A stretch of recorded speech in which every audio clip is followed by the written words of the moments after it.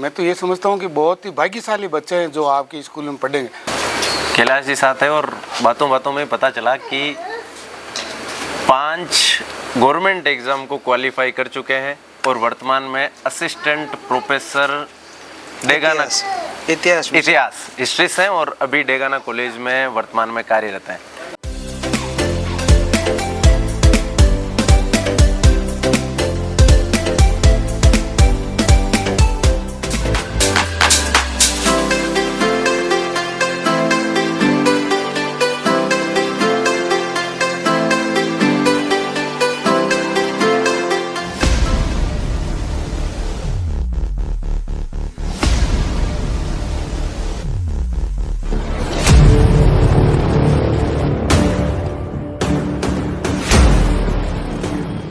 राजेश्वर ग्राम जोधरास में मैं हूँ।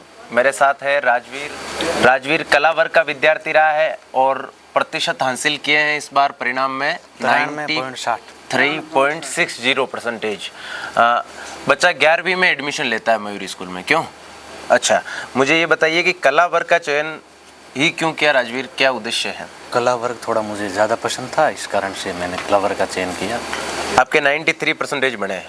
एवरेज स्टूडेंट का कोई बच्चा जो टॉपर बनने की उम्मीद रखता हो उसको क्या कहना चाहोगे? अगर कोई भी बच्चा टॉपर बनने की उम्मीद रखता है तो उसे जो टीचर्स कहते हैं उसकी बात पूरी माननी चाहिए। जो भी नोट्स लिखा रहे हैं वो उनका पालन करना चाहिए। टीचरों की बात मानोगे तो आप आराम से इतने जो अंक है वो अर्जित कर जाओ। मयूर स्कूल का 2 साल का अनुभव कैसा रहा, ये बताइए आप। बहुत ही शानदार रहा और 12वीं में मयूर की वजह से ही इतने जो अंक है वो अर्जित हो पाए हैं। मयूर के टीचरों ने जो भी नोट्स में लिखा है मैंने वही उनका अध्ययन बार बार किया और जो भी सवाल थे वो नोट्सों के अंदर से ही पूरे आए। चाहे हम राजनीति विज्ञान की बात करें, इतिहास की बात करें और चाहे हम भूगोल की बात करें और चाहे हम हिंदी की भी बात करें। राजवीर के दादाजी वरिष्ठ पुस्तकालय अध्यक्ष के तौर पर अभी रेण में कार्यरत है। सीनियर स्कूल रेण में कार्यरत है। अच्छा सर, किसी भी स्कूल का सिंचित होकर अच्छा उत्पादन देना, उत्पादन का मतलब है कि एक अच्छा रिजल्ट मिलना अभिभावकों के विश्वास के कारण ही सफल हो पाता है। मयूर स्कूल के संदर्भ में आप क्या कहना चाहेंगे? मयूर स्कूल में मेरी पोती भी पढ़ती है। अच्छा। क्लास 5 में।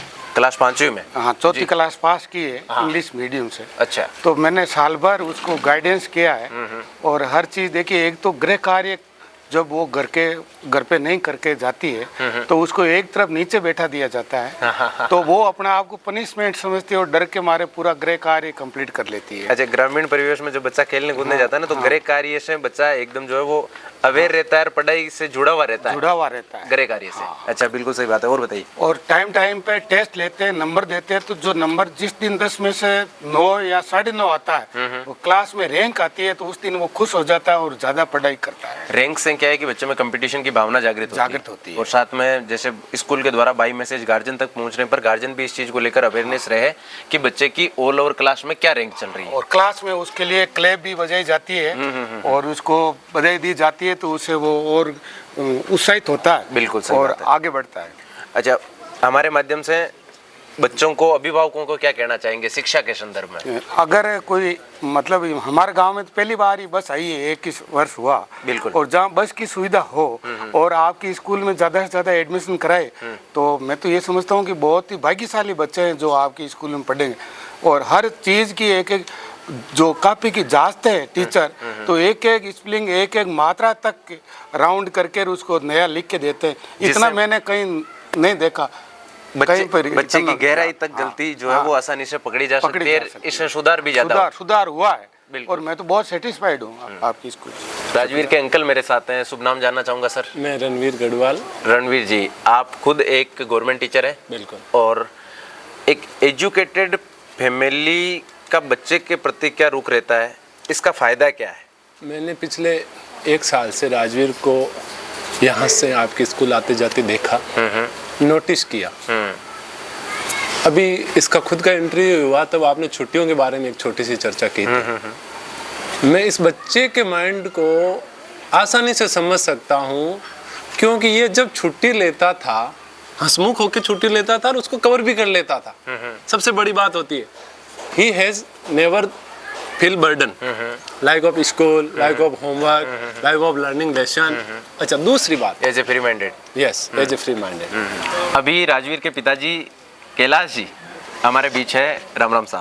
Ram Ram sir, Ram Ram sir. अभी सर बता रहे थे कि 50-50 जो है वो प्रतिशत योगदान होता है एक बच्चे के रिजल्ट के पीछे, और आप एज ए असिस्टेंट प्रोफेसर कार्यरत हैं। सर, अभिभावकों का एक एजुकेटेड फैमिली है तो निश्चित तौर से एक अच्छा रिजल्ट आना बिल्कुल पॉसिबल है ये चीज़, लेकिन क्या संबंध पाते हो, अभिभावकों को क्या कहना चाहोगे बच्चों के संबंध में एक अच्छा रिजल्ट के लिए? मैंने तो इसको कभी पढ़ने के लिए नहीं कहा भाई, मैंने तो यही कहा कि तू फ्री रहे, जैसा तारी स्कूल ने बताया वैसे तो पढ़, ज्यादा उसको तनाव नहीं दिया बच्चे को। और जो स्कूल में इसको नोट्स वगैरह लिखाते थे हिस्ट्री और पॉलिटी में, वो बहुत शानदार थे। मैं उसको देखता था तो ये उसको पढ़ते, और जो एक्स्ट्रा आपके किताब वगैरह है उसको भी पढ़ता था, तो नोट्सों का इसको बहुत हेल्प मिली।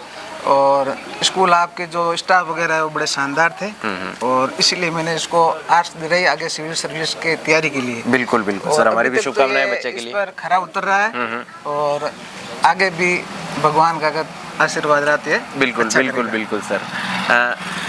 जो बच्चे पास हुए हैं या एक अच्छे परसेंटेज की उम्मीद रख रहे हैं, हमारे माध्यम से उन बच्चों को क्या कहना चाहेंगे, किस हिसाब से पढ़ना चाहिए एज ए असिस्टेंट प्रोफेसर? जैसे आपके मयूर स्कूल में अनुशासन शानदार है, बच्चा स्कूल जाए, जो स्कूल में पढ़ा रहे हैं गुरुजन उसको वापस आके घर पर तैयार करें। बिल्कुल। और जो मंथली टेस्ट होता है उस टेस्ट पाठ्यक्रम पूरा तैयार हो जाता है साल भर का, तो टेस्ट में भाग लेना चाहिए। जब टेस्ट में अंक वगैरह आते हैं तो एक प्रतिस्पर्धा जागृत होती है। बिल्कुल सही है। और उससे उसका पाठ्यक्रम वो लास्ट जब बोर्ड एग्जाम आएगा तो उसको में तनाव नहीं लेगा, क्योंकि उसका पूरा पाठ्यक्रम पहले ही तैयार हो जाता है।